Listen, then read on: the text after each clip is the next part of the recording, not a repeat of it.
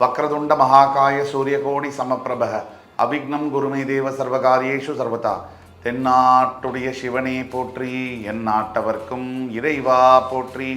அன்பர்களே, நண்பர்களே, இந்த புத்தம் புதிய காணொலியில் உங்கள் அத்துணை பேரையும் சந்திப்பதில் மிக்க மகிழ்ச்சி கொள்கிறேன்.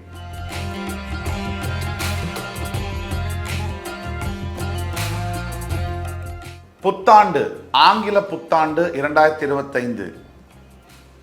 இந்த வெகுவாரியாக பேசப்படுகின்ற இந்த புத்தாண்டு நிகழ்ச்சியில் பல தொலைக்காட்சிகளிலும் உங்களை சந்திச்சிருக்கேன். விஜய் டிவி வாயிலாக, ஜீ தமிழ், தமிழா வாயிலாக அத்துணை தொலைக்காட்சிகளிலும் உங்களை சந்தித்ததில் பெருமகிழ்ச்சி கொள்கிறேன். இன்றைக்கி நம்ம பேச போகிறது இந்த புத்தாண்டு பலன்கள் வரிசையில் 3 முக்கிய பயிற்சிகள் இருக்கக்கூடிய இந்த புத்தாண்டில் ரொம்ப மிகப்பெரிய ஒரு முக்கியமான ஒரு புத்தாண்டாக பார்க்கப்படுகிறது. ஆங்கில புத்தாண்டு வகையிலேயே இந்த ஆண்டு மிகப்பெரிய ஒரு கிரக மாற்றங்கள்லாம் இருக்குது.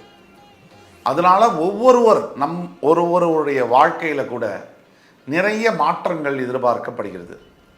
சிலருக்கு பல முன்னேற்றங்களையும் வெகு சிலருக்கு சில தடுமாற்றங்களையும் கொடுக்கக்கூடிய இந்த ஆண்டு எல்லா ஆண்டை விட சில வித்தியாசங்களில் ரொம்ப யூனிக்காகவும் ரொம்ப தனித்த தன்மையுடனும் இந்த ஆண்டு விலகுகிறது என்றால் அது மிகையல்ல.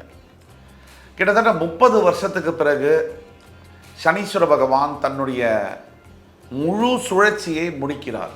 அதாவது அந்த ஒரு சர்க்கிள் மாதிரி மேஷராசியில் கிட்டத்தட்ட 1995-96 ஆண்டு ஆரம்பித்த சனீஸ்வர பகவான் தன்னுடைய பயணத்தை 2025 திருக்கணித பஞ்சாங்கப்படி மார்ச் 29 பயிரும் பொழுது மீனராசி அடையும் பொழுது அவருடைய சுழற்சியை முடிக்கிறதுக்கான லாஸ்ட் ராசியாக அங்கே நுழைகிறார். அவ்வளவு முக்கியமான ஒரு பயிற்சிகள், குரு பயிற்சி, ராகு கேது பயிற்சி போன்ற பல பயிற்சிகள் இடம்பெறுகிறது. இதில் ராஜாதி ராஜயோகம் பெறும் 3 ராசிகள் என்ன சார்? இந்த வருஷம் நல்லா இருக்கு சார், இந்த வருஷத்தில் எந்தெந்த ராசிகளுக்கு ஃபர்ஸ்ட் கிளாஸாக இருக்கும் அந்த முதல்ல சொல்லுங்க சார். அந்த கேள்விக்கான பதில் இந்த வருஷம் 2025 ஆங்கில புத்தாண்டு வரிசையில் ராஜாதி ராஜயோகம் பெறும் ராசிகள் வரிசையில் முதல் ராசியாக வருவது ரிஷபராசி. ரிஷபராசிக்கு தற்சமயம் வரை 10ஆம் இடத்திலிருந்து வந்த சனி பகவான் 11ஆம் இடம் என்று சொல்லக்கூடிய மீனராசிக்கு பெயரும்போது லாபஸ்தானத்தில் வரக்கூடிய சனி பகவான், அதாவது ராசிக்கு 3, 6, 11 இந்த இடங்களில் சனீஸ்வர பகவான் சஞ்சரிக்கும் பொழுது ராஜயோகத்தை தவிர்க்காமல் தருகிறார். லாபஸ்தானம்னா என்ன? சோர்ஸ் ஆஃப் இன்கம், பணம் எங்கிருந்து வரும்? ஒரு மனிதனுடைய வாழ்க்கையில் எத்தனை பணம் சம்பாதிப்பார்? பணவரவை வச்சு தான் இன்றைக்கி வாழ்க்கை. பணம் இல்லைன்னா ஒரு மரியாதை இல்லை. பணம் நிறையா இருந்தால் நம்மளை தெரியறதில்ல, பணம் நம்மக்கிட்ட இல்லைன்னா யாருக்குமே நம்ம தெரியறதில்லை. அந்த வகையில் இந்த லாபஸ்தானத்தில் இருக்கக்கூடிய சனி பகவான், வரக்கூடிய சனி பகவானால் 3ஆம் பார்வையாக ரிஷபராசியை பார்ப்பார். மிகப்பெரிய யோகங்களை தருவார். ஏன்னா ரிஷபத்திற்கு சனி யோகாதிபதி, அதாவது பாக்யஸ்தானத்திற்கு அதிபதி. இப்படி பல யோகங்களை 30 வருஷத்துக்கு ஒரு தடவை இந்த 3, 6, 11 7 வருஷங்கள் மிகப்பெரிய யோகங்களை தரக்கூடிய வகையில் சனி பகவான் எந்த ராசிக்குமே வேலை செய்வார். இந்த 3ஆம் இடம் 6, 11 இந்த இடத்துல வரும்போது ரிஷபத்துக்கு ஆல்ரெடி அவர் யோகஸ்தானத்துக்கு அதிபதி. ரிஷபராசியை பொறுத்தவரை எது ஒன்றும் நடக்கணும், ஒரு காரியம் வெற்றி அடையணும், நீங்கள் எடுக்கக்கூடிய முயற்சிகள் ஜெயிக்கணும், நீங்கள் எடுக்கக்கூடிய டிசிஷன்ஸு சரியாக வரணும் அப்படின்னா அதுக்கு சனியுடைய துணை இல்லாமல் உங்கள் வாழ்க்கையில் முடியாது. அப்போ சனி பகவான் ஏழை மக்களை குறிப்பவர், எளியோரை குறிப்பவர், எளிய வாழ்க்கை முறையை குறிப்பவர். ரொம்ப ஹம்பிள்னஸ் சனி உங்கள் வாழ்க்கையில் இருந்தால் தான் ஹம்பிள்னஸ்ங்கிறது வரும். சனி ஒருவருடைய பார்வை ஏற்பட்டால் தான் மனசில் தன்னடக்கம் என்பது ஏற்படும். சனி ஒருவருடைய மனசில் வந்தால் தான் சில ஆன்மீக சிந்தனைகள் வரும். இப்படியாக சனி பகவான் ரிஷபராசிக்கு ராஜயோகத்தை கொடுப்பார். ராஜயோகம்னா என்னென்ன நடக்கும்? ரிஷபராசியை பொறுத்தவரை பல ராஜயோகங்கள் வரும். முதல்ல வரக்கூடிய ராஜயோகம் என்ன அப்படின்னு பார்த்தீங்கன்னா, இது நாள் வரை தொழில் ஸ்தானத்தில் தொழிலில் ஏற்படக்கூடிய சண்டைகள், சச்சரவுகள், தொழிலில் இருக்கக்கூடிய ஒரு அதிருப்தியற்ற தன்மை, தொழிலில் வந்து தேக்க நிலை, இதெல்லாம் உடஞ்சி போகும்.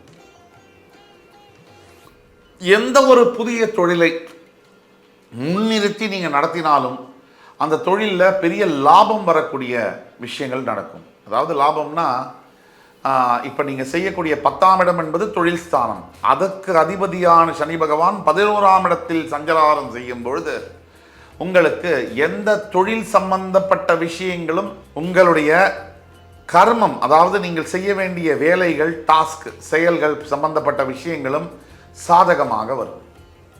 அது மட்டுமில்ல, திடீர்னு வரக்கூடிய பூர்வீக சொத்துக்களாக இருக்கட்டும், பூர்வீக பைசாவாக கோர்ட்டு வழக்கு சம்பந்தப்பட்ட பூர்வீக சொத்துக்கள் வரவேண்டியதாக இருக்கட்டும், அல்லது லாட்ரி டிக்கெட்டு, திடீர் அதிர்ஷ்டம் யோகமாக இருக்கட்டும், இதெல்லாம் ரிஷபராசி என்பவர்களுக்கு வரக்கூடிய வாய்ப்புகள் 100% உண்டு. சனி பகவானுடைய 3ஆம் பார்வை உங்கள் ராசியின் மீது விழுவதால் அதீத ஆன்மீக பலம், அதீத ஆன்மீக சக்தி, அதீத தெய்வ சிந்தனை, அதீத தர்ம குணங்கள் இதெல்லாம் ஏற்படும். மற்றவர்கள் மேலே கரிசனம் ஏற்படும். சிம்பத்தைஸ் பண்ணுறது, இறக்கப்படுவது போன்ற குணாதிசயங்கள் வரும். தர்ம காரியங்கள் நோக்கி உங்கள் மனம் பயணப்படும். தர்மத்தை செய்யணும், தர்மம் செய்ய வேண்டும் என்ற எண்ணம் உருவாகும். அவருடைய 7ஆம் பார்வையாக உங்களுடைய 5ஆம் இடம் என்று சொல்லக்கூடிய கன்னிராசியில் பார்வை விழுவதனால் தடங்கல்களாக இருந்த காரியங்கள் நிறைவேறும். அதாவது இது நாள் வரை பல ஆண்டுகளாக தடைகளாக ஒரு காரியம் வந்து ஜெயிக்கலை, ஒரு காரியம் வந்து நடக்கலை, அந்த மாதிரியான விஷயங்கள், தடைகளை தாண்டி தடைகள் எல்லாம் உடைந்து அது வரலாறு படைக்கக்கூடிய அளவில் அந்த காரியங்கள் சித்தியாகும். இது ஒரு பக்கம்.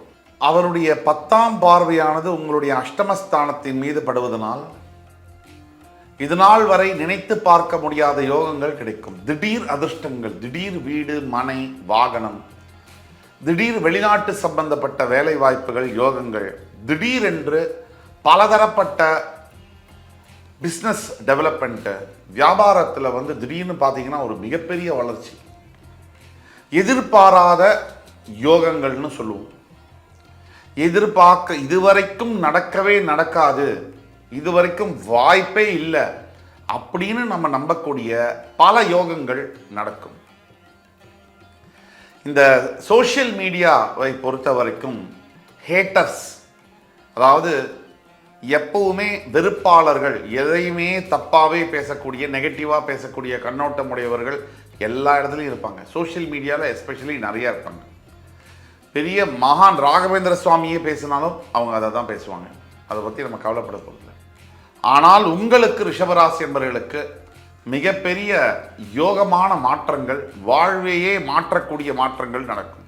இந்த 8ஆம் இடம் என்பது திடீர் யோகம். திடீர் யோகம்னா சரியான யோகம். யோகம்னா சாதாரணமாக வரக்கூடிய யோகம் இல்லை. ஒரு 100 ரூபாய் சம்பாதிச்சுட்டு இருந்தவருக்கு ஒரு 10 கோடி கிடைச்சா எப்படி இருக்குமோ அந்த மாதிரியான யோகங்கள் ரிஷபராசி என்பவர்களுக்கு வரக்கூடிய வாய்ப்பு உண்டு. அதே மாதிரி சனீஸ்வர பகவானுடைய 10ஆம் பார்வைப்படக்கூடிய உங்கள் அஷ்டமஸ்தானத்தில் ஃபாரினில் யார் யார் படிக்கணும், வேலை செய்யணும், எல்லாமே, கல்யாணம், செட்டில் ஆகணும், பாஸ்போர்ட், விசா எல்லாமே நடக்கும். தவிர வண்டி வாகனங்கள் சொல்லுவோம், நம்ம ஒரு ப்ரைடுன்னு சொல்லுவோம். ஒரு இடத்துல வண்டி, நல்ல வண்டி இருந்தாலும் நம்மளை மதிப்பாங்க இந்த காலகட்டத்தில்னு சொல்லுவோம். அந்த வண்டியெல்லாம் கிடைக்கக்கூடிய யோகங்கள் ரிஷபராசி என்பவர்களுக்கு உண்டாகுது. இதெல்லாத்துக்கும் மேலே ரிஷபராசிக்கு லாபஸ்தானத்தில் யோகாதிபதி வருவதனால் பிரிந்து போன உறவுகளை ஒன்றாக சேர்க்கக்கூடிய யோகம். இது அத்தனையும் இந்த 12 ராசியில் முதலாவதாக வரக்கூடியது ராஜாதி ராஜயோகம் பெறக்கூடியது ரிஷபராசி. இதற்கு அடுத்தபடியாக அதுக்கு ஈக்குவலாக, ரிஷபத்துக்கு ஈக்குவலாக ட்ராவல் பண்ணக்கூடிய ராசி துலாம் ராசி. ஏன்னா துலாம் ராசிக்கு நான் ஏற்கனவே சொன்னேன், 3, 6, 11ஆம் இடங்களுக்கு சனீஸ்வர பகவான் ராசியின் 3, 6, 11ஆம் இடங்களுக்கு வரும்பொழுது மிகப்பெரிய யோகங்களை வழங்குகிறார். 30 வருஷத்துல மொத்தத்தில் சனி பகவான் இந்த 7.5 வருஷம் கடுமையான கஷ்டங்களை கொடுக்கிறார் 7.5 சனியின் மூலியமாக. அதாவது ராசியுடைய பின் வீடு, ராசியுடைய முன் வீடு, இந்த வீடுகளில் இருக்கும்போது 7.5 வருஷம் வாட்டி வதைக்கிறார் என்பதுதான் உண்மை. இன்னொரு 7.5 வருஷம் பயங்கரமான யோகங்களை தருவார். அது எந்த 7.5 வருஷம் அப்படின்னா ராசியுடைய 3, 6, 11 இந்த இடங்கள்ல வரும்போது 30 வருஷம்னு நான் எப்படி சொல்கிறோம் அப்படின்னா, ஒரு ராசியில் 2.5 வருஷம் அப்படிங்கிற அடிப்படையில் 12 ராசிக்கு 30 வருஷம் ஆகுது. இந்த 30 வருஷத்தில் 7.5 இயர்ஸ் வந்து வெறும் பிரச்சனைகள், கொடிய பிரச்சனைகளையும் 7.5 இயர்ஸ் நினைத்து பார்க்க முடியாத யோகங்களையும் தருவது தான் சனீஸ்வரனுடைய இயல்பு. ஏன்னா அவர் தர்ம காரகன், தர்மத்தின் தலைவன் சனீஸ்வர பகவான். ஆக இதுக்கு அடுத்தபடியாக துலாம் ராசின்னு நம்ம சொன்னதுக்கு காரணம், உங்கள் ராசியின் 5ஆம் இடம் கும்பத்திலிருந்து 6ஆம் இடம் என்று சொல்லக்கூடிய மீனத்திற்கு வருகிறார் சனி பகவான். இப்போ ரிஷபத்துக்கு அது மட்டும் தானா? ஜென்ம குருவாக இருக்கக்கூடிய உங்களுடைய எதிரி குரு பகவான் அஷ்டமாதிபதி உங்கள் ராசியிலிருந்து விலகி உங்கள் ராசிக்கு 2ஆம் இடத்திற்கு செல்லுகிறார். இது ஒரு பெரிய ரிலீஃப். இதுதான் தான் ரிஷபத்துக்கு சூப்பராக இருக்குன்னு சொல்கிறோம். அதே மாதிரி உங்கள் ராசியின் 5ஆம் இடத்தில் இருந்து வந்த கேது பகவான், பூர்வ புண்ணியத்தில் இருந்து வந்த கேது பகவான் 4ஆம் இடத்திற்கு கேந்திரஸ்தானத்திற்கு வந்து வலுவடைகிறார் சிம்ம கேதுவாக. அதே மாதிரி உங்கள் ராசியின் 11ஆம் இடத்தில் இருந்து வந்த ராகு பகவான் 10ஆம் இடத்துல வரார். 10ஆம் இடத்துல ராகு இருக்கக்கூடியது யோகம். இப்போ இவ்வளவும் இருக்கு. இப்போ துலாம் ராசி நேயர்களுக்கு 6ஆம் இடத்திற்கு வரக்கூடிய சனியினால் மிகப்பெரிய யோகங்கள். நான் ஏற்கனவே சொன்னபடி துலாம் ராசி என்பவர்களுக்கு வேலை மாற்றங்கள் இப்போ இருக்கும். இருந்த ஊர்லேருந்து இன்னொரு ஊருக்கு டிரான்ஸ்ஃபர் ஆகியோ வீடு கூட மாற்றங்கள் வரலாம். ஏன்னா இருக்கிற ரெண்டல் ஹவுஸ்லேருந்து புதிய சொந்த வீடு வாங்கிட்டு போகக்கூடிய யோகங்கள் இப்போ வரும் துலாம் ராசி என்பவர்களுக்கு. அதே மாதிரி இது வரைக்கும் 2 வீலர் யூஸ் பண்ணிட்டு இருந்தேன், ஃபஸ்ட்டு நான் என் லைஃப்பில் கார் வாங்குறேன், ஃபஸ்ட்டு நான் என் லைஃப்பில் ஃப்ளைட்டில் போகிறேன், இந்த மாதிரியான யோகங்கள் கிடைக்கும். சார் இது வரைக்கும் நான் ஒரு 25,000 earn பண்ணிட்டு இருந்தேன், திடீர்னு 1 lakh சேலரி, இப்படியான யோகங்கள் கிடைக்கும். இது ஏன்னா 5ஆம் இடத்திலிருந்து 6ஆம் இடத்திற்கு வரக்கூடிய சனி பகவான் தன்னுடைய 3ஆம் பார்வையரால் உங்களுடைய அஷ்டமஸ்தானத்தை பார்க்கிறார். திடீர் யோகம்னா மிகப்பெரிய யோகங்களை குறிப்பது அஷ்டமஸ்தானம். அந்த மாதிரியான மிகப்பெரிய புதையல் கிடைக்கிறது, அதிர்ஷ்டமான யோகங்கள், மிகப்பெரிய வேலை மாற்றங்கள், பெரிய சம்பளம், நல்ல பதவிகள், இதெல்லாம் கொடுக்கக்கூடியது சனி பகவான். தன்னுடைய 7ஆம் பார்வையால் உங்களுடைய 12ஆம் வீட்டை பார்க்கும் பொழுது கண்டிப்பாக உயர் பதவிகள், உயர் இதெல்லாம் கொடுப்பார். அதாவது வெளிநாடு சம்பந்தப்பட்ட டிராவல்லாம் கொடுத்தாலும் உயர் இரத்த அழுத்தத்தையும் கொடுக்கக்கூடிய வாய்ப்புகள் உண்டு. பிபி சம்பந்தப்பட்ட விஷயங்கள், டயபெட்டிஸ் சம்பந்தப்பட்ட விஷயங்களில் கேர்ஃபுல்லாக இருக்கணும். அதே மாதிரி தன்னுடைய 10ஆம் பார்வையால் உங்களுடைய உபஜயஸ்தானத்தை பார்ப்பதனால் உங்களுடைய பஞ்சமாதிபதி பூர்வ புண்ணியத்திற்கு அதிபதியான சனி பகவான் உங்களுடைய 3ஆம் இடம் என்று சொல்லக்கூடிய உபஜயஸ்தானத்தை பார்ப்பதனால் நீங்கள் எடுக்கக்கூடிய எல்லா முயற்சிகளும் அடுத்த 2.5 வருஷத்துக்கு டாப் கிளாஸாக ஜெயிக்கும். நல்ல முயற்சிகள் இப்போ எடுத்தீங்கன்னா, ஸ்பெஷலி துலாம் ராசியில் பணியாற்றக்கூடிய வக்கீல்கள், நீதிபதிகள், காவல்துறை அன்பர்கள், துலாம் ராசியில் இருக்கக்கூடிய அரசியல் மாமன்ற தலைவர்கள், துலாம் ராசியில் இருக்கக்கூடிய பல தொழிலதிபர்கள், துலாம் ராசியில் இருக்கக்கூடிய மிகப்பெரிய விவசாயிகள், விவசாயம் சார்ந்த தொழில்களில் இருப்பவர்கள், ஹோட்டல் அதிபர்கள், இவர்களுக்கெல்லாம் ஒரு பொற்காலம் அப்படின்னு சொன்னால் அது மிக இல்லை. அப்போ துலாம் ராசி இப்படி இருக்கு. வேற என்ன துலாம் ராசிக்கு அப்படின்னா, உங்கள் ராசியில் தான் சனி பகவான் உச்சம் பெறுகிறார். அவர் போய் ராசிக்கு 6ஆம் இடத்துல பாவகிரகமானவர் மறையும் பொழுது திடீர் யோகம், எதிரிகளை வெல்லக்கூடிய யோகம். இப்போ இத்தனை ஆண்டுகள் சார் இவர் ஆஃபீஸில் எனக்கு ரொம்ப தொல்லை கொடுத்துட்டார் சார், இவர் என்னுடைய ஆஃபீஸில் என்னை ரொம்ப படுத்திட்டார் சார், வீட்டிலே இருக்காங்க சார், மாமனார் மாமியாரும் சேர்ந்து என்னோட குடும்பத்தை ரொம்ப பிரச்சனை பண்ணிட்டாங்க சார், என் மனைவி என்னை எதிரியாகவே பார்க்குறார் சார் அப்படின்னா, அதே மனைவி உங்களை மிகப்பெரிய ஒரு அன்பு செலுத்தக்கூடிய ஒரு மனைவியாக மாறுவாங்க. அதே மாமனார் மாமியார் உங்களை புரிஞ்சு கொண்டு அவங்களுடைய மனசை மாற்றிக்குவாங்க. நீங்கள் வேலை செய்யக்கூடிய அலுவலகத்தில் இருக்கக்கூடிய மேலதிகாரி உங்களுடைய பக்கத்தில் இருக்கக்கூடிய நியாயத்தை புரிஞ்சு கொண்டு தன்னை மாற்றிக்கொள்வார். இந்த அற்புதங்கள் எல்லாம் நடக்கும். அதே மாதிரி இப்போ நாம் சொல்லக்கூடிய எல்லா பலன்களுமே பொது பலன்கள். இதில் உங்களுடைய சுய ஜாதகத்தை காமிச்சாதான், கீழே கொடுக்கப்பட்டுள்ள வாட்ஸ்அப் நம்பரில் காமிச்சாதான் துல்லியமான பலன்களை எங்களால் சொல்ல இயலும். இது ஒன்று. இப்போ துலாம் ராசிக்கு வேற என்னென்ன யோகம் வரும் இதனால் அப்படின்னு பார்த்தீங்கன்னா, அடுத்த 2.5 வருஷ காலத்துக்கு மார்ச் 29லேருந்து, அதாவது அன்எக்ஸ்பெக்டட்னு சொல்லுவாங்க, எதிர்பாராத திருப்பு முனைகள் அமையும். திருப்பு முனைகள்னா ஒரு சின்னதாக ஏதாவது ஒரு பிரச்சனைகள் வரலாம், ஆனால் அது பிரச்சனை திசை திரும்பி மிகப்பெரிய நல்ல ஒரு மாற்றமாக கை கொடுக்கும். ஒரு எக்ஸாம்பிளுக்கு, ஒரு வேலை போகுதுன்னு ஒருத்தர் கவலைப்படுறாரு, அவருக்கு புதிய வேலை, ஒரு மிகப்பெரிய வேலை கிடைக்கும். அந்த வேலையில் சொல்லுவாங்க எனக்கு உடனே ஜாயின் பண்ணணுவாங்க. வேலையில் இருக்கக்கூடியவர் நோட்டீஸ் பீரியட்ல இருந்தால் ஜாயின் பண்ண முடியுமா? முடியாது. அப்போ வேலை போனது அவருக்கு நல்லது தானே. இந்த மாதிரியான மாற்றங்கள் வரும். இப்படி பல பண பரிவர்த்தனையில் மாற்றங்கள் வரும். ஷேர் மார்க்கெட்டில் நம்பி இன்வெஸ்ட்மெண்ட் பண்ணலாம். துலாம் ராசி நேயர்கள் ஷேர் மார்க்கெட் இன்வெஸ்ட்மெண்ட் நம்பி செய்யலாம். துலாம் ராசியில் இருக்கக்கூடியவர்கள் ஸ்டீல் சம்பந்தப்பட்ட, மேனுஃபேக்சரிங் சம்பந்தப்பட்ட, இரும்பு சம்பந்தப்பட்ட உற்பத்தியில் இருக்கக்கூடியவர்கள் எந்த கலங்கமும் இல்லாமல் உற்பத்தியை அதிகப்படுத்தலாம். அதே மாதிரி இந்த லேபர் ஏஜென்சிஸ் வைத்திருக்கக்கூடிய துலாம் ராசி என்பவர்களுக்கு மிகப்பெரிய ஒரு பொற்காலம். அதே மாதிரி மருத்துவத்துறையில் இருக்கக்கூடிய துலாம் ராசி என்பவர்களுக்கு மிகப்பெரிய கண்டுபிடிப்புகள், மிகப்பெரிய வியாதிகள், சொல்லக்கூடிய மிகப்பெரிய வியாதிகளுக்கான கண்டுபிடிப்புகள் இந்த ஆண்டில் நடைபெறக்கூடிய யோகங்கள் உண்டு. துலாம் ராசியில் இருக்கக்கூடிய முக்கியமாக அரசியல் தலைவர்களுக்கு பெரிய மாற்றங்களை எதிர்பார்க்கக்கூடிய, கட்சியில் இருக்கட்டும், கட்சி பொறுப்புகளாக இருக்கட்டும், மிகப்பெரிய பதவிகள், அங்கீகாரங்கள் கிடைக்கக்கூடிய ஒரு ஆண்டாக இருக்குது. ஆனாலும் தனிப்பட்ட ஜாதகத்தை நீங்கள் ஒரு தடவை வாட்ஸ்அப்பில் அப்பாயின்மெண்ட் வாங்கி பார்த்துக்குங்க. ஆக துலாம் ராசி அடுத்தபடியாக ராஜாதி ராஜயோகம் பெறக்கூடிய ராசி. அதுக்கு முன்னாடி துலாம் ராசியில் 2 பாயிண்ட் விட்டுட்டோம். இந்த குரு பகவான் அஷ்டமஸ்தானத்தில் இருக்கக்கூடிய குரு பகவான் 6ஆம் இடத்துக்கு அதிபதியானவர் அஷ்டமஸ்தானத்தில் வரும்போது சில யோகங்கள் உண்டு. அந்த குரு பகவான் 9 என்று சொல்லக்கூடிய பாக்கியஸ்தானத்தில் அமர்ந்து உங்கள் துலாம் ராசியை பார்ப்பதனாலே யோகம், கண்டிப்பாக யோகம். அதை தவிர உங்களுடைய 12ஆம் இடத்தில் இருக்கக்கூடிய கேது 11ஆம் வீட்டுக்கு போகிறார். உங்களுடைய 6ஆம் இடத்துல இருந்து வந்த ராகு 5ஆம் இடத்துக்கு வருவதனால கண்டிப்பாக துலாம் ராசி அன்பர்கள் ஃப்ரெண்ட்ஷிப்பு, நண்பர்கள், நட்பு இதில் நீங்கள் ரொம்ப ஜாகிரதையாக இருக்கணும். தப்பிச்சா நல்லது, இல்லைன்னா ரொம்ப கஷ்டமா. இந்த நண்பர்கள்ட்ட அளவோடு பழகணும். இது ஒன்று தான். அடுத்தபடியாக 3வது ராசியாக ராஜாதி ராஜயோகம் பெறக்கூடிய ராசி, புத்தாண்டு சிறப்பு பலன்கள் 2025 வரிசையில் மகர ராசி. என்ன சார், மகர ராசிக்கு போய் சிறப்பு ராஜாதி ராஜயோக பலன்களா? இதை கேட்கக்கூடிய மகர ராசி என்பவர்கள் ஒருத்தர் கூட இந்த விஷயத்தை நம்ப மாட்டாங்க, கண்டிப்பாக நம்ப மாட்டாங்க. அதுக்கு காரணம் என்னென்னா, அவங்க வாங்கின அடி அந்த மாதிரி கொஞ்சம் நஞ்ச அடி இல்லை.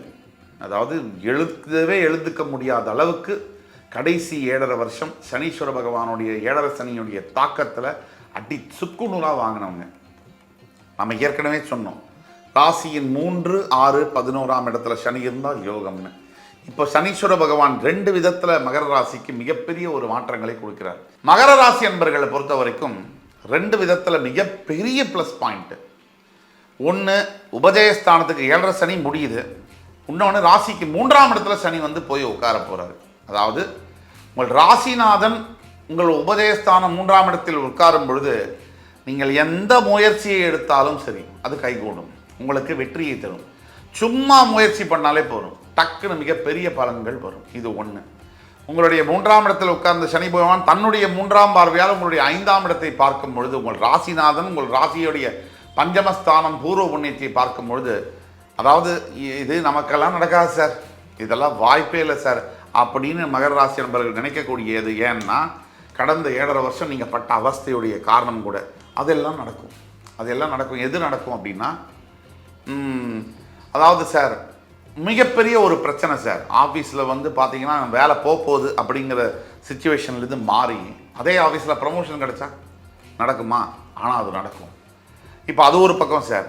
இன்னொரு பக்கம் வந்து பார்த்தீங்கன்னா, இந்த கடன், ஐயோ இந்த கடன்லேருந்துலாம் என் லைஃப்பில் நான் மீள முடியாது, இனி அந்த கடன்லேருந்து மீண்டு வர சான்ஸே இல்லை, அந்த கடன்லேருந்து நீங்கள் மீண்டு வர போகிறீங்க இதே வருஷம். இதுவும் நடக்கும் சார். அதே மாதிரி குழந்தை பாக்கியம் சார், நான் வந்து கல்யாணம் ஆகி சார் ஒரு 5-6 வருஷம் ஆச்சு சார், ஐவிஎஃப்லேருந்து எல்லாமே ட்ரை பண்ணிட்டேன் சார், எதுவுமே கிடைக்கல. ஆனால் டெஃபினட்டாக இந்த ஆண்டு குழந்தை பிறக்கக்கூடிய பாக்கியங்கள் உண்டு. அதே மாதிரி சார் எனக்கு வந்து கல்யாணம் திருமணம் ஆச்சு சார், கணவன் மனைவிக்குள்ளே ரொம்ப பிரச்சனை சார், வாழவே பிடிக்கல சார், சுத்தமாக பிடிக்கல, விவாகரத்து பண்ணவும் பிடிக்க முடியல, வாழவும் பிடிக்க முடியல. என்ன பதில், இதுக்கு என்ன சல்யூஷன் தெரியல. இந்த மாதிரி இருக்கக்கூடிய மகர ராசி என்பர்களா இந்த வீடியோ கண்டிப்பாக நீங்கள் பார்க்கணும். மகர ராசி என்பர்களுக்கு 7.5 சனியினால் வந்த அத்துணை தாக்குதல்கள் இது ரொம்ப முக்கியமான தாக்குதல். கூட இருக்கவும் பிடிக்கல, கணவனோட மனைவி, மனைவியோட கணவன் சேர்ந்து வாழவும் பிடிக்கல, ஆனால் பிரியவும் மனசு இல்லை. ஏன்னா அருமையான குழந்தைகள், ஏதோ ஒரு பிரச்சனை, சங்கடம் இருக்குது, ஆனால் சேர்ந்து வாழவும் பிடிக்கல, மனசில் ஒரு வெறுப்பும் இருக்குது. இது ரெண்டும் நடுவில் ரொம்ப தினமும் ரொம்ப கடினமாக இருக்குது நாளை கழிக்கிறது. இதுக்கு நம்மள ஆஃபீஸ் தொல்லை வேறு, உடம்பு பிரச்சனைகள் வேறு, இது எல்லாத்திலும் உங்களுக்கு வந்து சல்யூஷன் கிடைக்க போகுது. கணவன் மனைவி புரிஞ்சுக்கிட்டு இந்த கஷ்டங்கள் எல்லாம் துன்பங்களை எல்லாம் மறந்து சேர்ந்து அருமையாக நீங்கள் வாழ போகிறீங்க. அதுக்குண்டான பிகினிங் வந்து ஆரம்பிச்சிருக்கு. இப்போ நாம் சொல்லக்கூடிய இதெல்லாம் பொது பலன்கள். தனிப்பட்ட உங்களுடைய ஜாதக பலன்கள் கண்டிப்பாக 60% அதுதான் ஒர்க் பண்ணும். இப்போ நம்ம சொல்லக்கூடியது 30 முதல் 40% வேலை செய்யும். அப்போ இந்த மாதிரி இருக்குது. ஸோ உங்களோட ஜாதக பலன்கள் தெரிய கீழே கொடுக்குள்ள வாட்ஸ்அப் நம்பரில் எங்களை தொடர்பு கொண்டு அப்பாயின்மெண்ட், ஆன்லைன் அப்பாயின்மெண்ட் தான், அதை வாங்கி தான் நீங்கள் கன்சல்டேஷன் பண்ணணும். இப்படி இருக்குது. ஆக இந்த மகர ராசி என்பவர்களுக்கு முதல் பாயிண்ட் என்னென்னா, ஒரு பெரிய ரிலீஃப் இருக்கும், மிகப்பெரிய ரிலீஃப், ஒரு நிம்மதி பெருமூச்சு விட தோன்றும். இது ஒன்று. செகண்ட் விஷயம் என்னென்னா, மகர ராசிக்கு நெத்தியில் அடித்த மாதிரி நீங்கள் எந்த விஷயத்தை எடுத்து முன்வைக்கிறீங்களோ அந்த பாயிண்ட் வந்து ஜெயிக்கும். அந்த முயற்சி, அந்த செயல் வந்து வெற்றி பெறும். இது 2. உங்களுடைய சனி பகவான் 3ஆம் பார்வையால் பஞ்சமஸ்தானத்தை பார்க்கிறார். அவருடைய 7ஆம் பார்வையால் உங்களுடைய பாக்யஸ்தானத்தை பார்க்கக்கூடியவர் சனி பகவான். அப்படிங்கிறதுனால பாக்கியம் கன்னியாக இருக்கிறதுனால நினைச்சே பார்க்க முடியாத யோகங்கள் கிடைக்கும். ஒரு டபுள் ப்ரமோஷனோ, ஒரு மிகப்பெரிய ஒரு பெண் வந்து மனைவியாக வரக்கூடியதோ, அதாவது இந்த பொண்ணெல்லாம் நம்மளை கல்யாணம் பண்ணிக்க முடியுமா அந்த மாதிரி ஒரு அலையன்ஸ் வரும். இவரெல்லாம் நம்ம கல்யாணம் பண்ணிக்க முடியுமா அந்த மாதிரி ஒரு அலையன்ஸ் வந்து பெண்களுக்கும் கிடைக்கும். அப்படிப்பட்ட வரன் அமையக்கூடிய வாய்ப்புகள் உண்டு. அழகான குழந்தை பிறக்கக்கூடிய யோகங்கள் இந்த காலகட்டத்தில் நடக்கும். அது ஒன்று. அதே மாதிரி வந்து அவருடைய 10ஆம் பார்வையால் உங்களுடைய 12ஆம் வீட்டை பார்ப்பதனால் கண்டிப்பாக ரிஷபம், துலாம், மகர ராசி என்பவர்களுக்கு வெளிநாடு சம்பந்தப்பட்ட வாய்ப்புகள் அதிகமாக வரும். அதிகமாக ஃபாரின் போகிறது, அதிகமாக விசா எடுக்கிறது, அதிகமாக ஃபாரினில் செட்டில்மெண்ட் ஆகலான்னு பார்க்கறது, பிஸ்னஸ் தொடங்கக்கூடியது, எக்ஸ்பேன்ஷன் பண்ணுறது, எக்ஸ்போர்ட் இம்போர்ட். ஆக மகர ராசியில் இருக்கக்கூடிய டெக்னீஷியன்ஸ், அதாவது பிஹைண்ட் த ஸ்க்ரீன்ஸ் இருக்கக்கூடியவர்கள், சினிமாவில் வந்து ஃப்ரண்ட் எண்டில் ஆக்டர்ஸாக அது மாதிரிலாம் இருக்கலாமல் பேக் த ஸ்க்ரீன் இருக்கக்கூடிய டெக்னீஷியன்ஸு, கேமராமேனாக இருக்கட்டும், சினிமாட்டோகிராஃபர்ஸாக இருக்கட்டும், ஸ்க்ரீன் பிளே ரைட்டர்ஸாக இருக்கட்டும், இவங்களுக்கெல்லாம் ஒரு பொற்காலம்னு சொல்லலாம். ஆக இந்த மாதிரி இருக்குது. ஆக ராஜாதி ராஜயோகம் புத்தாண்டில் ரொம்ப நல்லா இருக்கக்கூடிய ராசிகள் 12 ராசியில் எதுன்னா, நம்பர் 1 வந்து ரிஷபம், துலாம் அண்ட் மகரம். 3 பேருக்குமே ஈக்குவலாக இருக்குது. 3 பேர்லேயும் டாப் எது அப்படின்னு நம்ம பார்த்தோம்னா ரிஷப ராசின்னு சொல்லலாம். அதில் மகரத்துக்கும் துலாமுக்கும் ஓரளவுக்கு ஈக்குவலாக இருந்தாலும் ரிஷபம் அதை விட கொஞ்சம் ஒரு படி மேலே போய் அசத்துறாங்க அப்படின்னு சொன்னால் அது மிக இல்லை. நேர்களே, இந்த வீடியோ உங்களுக்கு பிடிச்சிருக்குன்னு நம்புகிறோம். உங்களுக்கு ஃப்ரெண்ட்ஸ், ஃபேமிலிஸ் அண்ட் ரிலேட்டிவ்ஸில் யாராவது ரிஷபம், துலாம், மகரம் இருந்தால் தயவுக்கூர்ந்து இந்த வீடியோவை ஃபார்வர்ட் பண்ணுங்கள். இந்த வீடியோ உங்களுக்கு பிடிச்சிருந்ததுன்னா லைக் பண்ணி, கமெண்ட் பண்ணி, மறக்காமல் சப்ஸ்கிரைப் பண்ணுங்கள். அடுத்து வரும் காணொலியில் மறுபடியும் உங்கள் எல்லோரையும் சந்திக்கும் வரை உங்களிடமிருந்து விடைபெறுவது உங்கள் சுபாஷ் பாலகிருஷ்ணன். நன்றி, வணக்கம், வாழ்க வளமுடன்.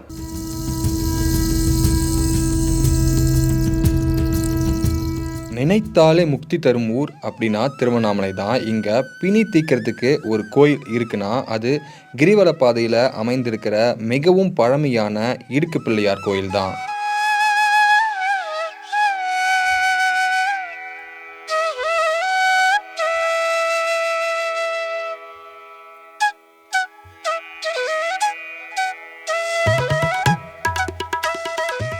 இந்த இடுக்கு பிள்ளையார் கோயிலுக்குள்ள நுழைஞ்சு வெளியே வந்தா நம்மளுடைய எல்லா விதமான பிணிகளும் தீரும்னு இன்னைக்கு வரைக்கும் பக்தர்களால் நம்பப்பட்டு வருது.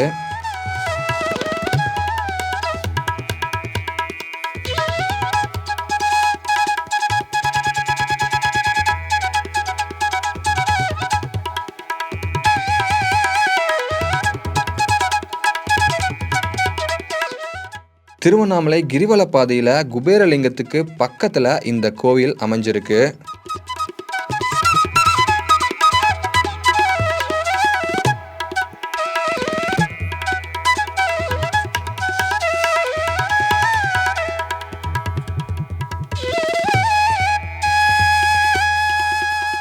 இந்த கோயிலுடைய முன்புறம் நந்தியும் பின்புறம் பிள்ளையாரும் காணப்படுவாங்க.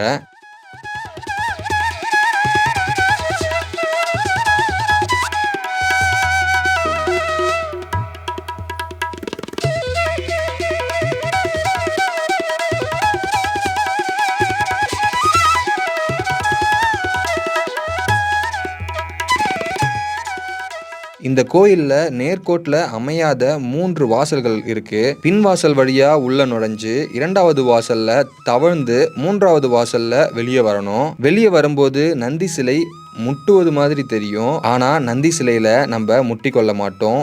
நந்தியை தொட்டு வணங்கி வெளியேறுவோம்.